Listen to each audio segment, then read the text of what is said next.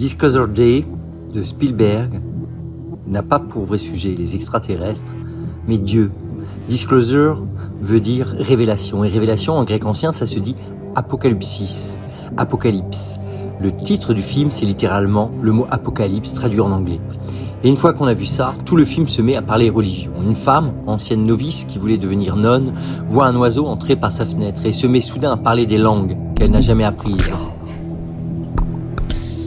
Ça, ce n'est pas de la science-fiction, c'est l'Annonciation, une femme visitée par un messager ailé qui porte une parole qui la dépasse. Et cette langue inconnue qui sort de sa bouche en direct à la télé, c'est la Pentecôte, le parler en langue.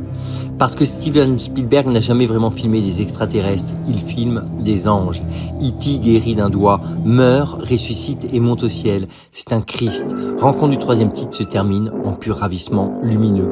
Et ça, il le cherche depuis ses 17 ans.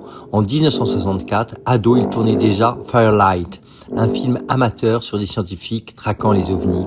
Alors, Disclosure Day ne révèle pas l'existence des extraterrestres, il révèle ce qui est au fond de Steven Spielberg et qu'il poursuit depuis le début, refaire du ciel un lieu sacré.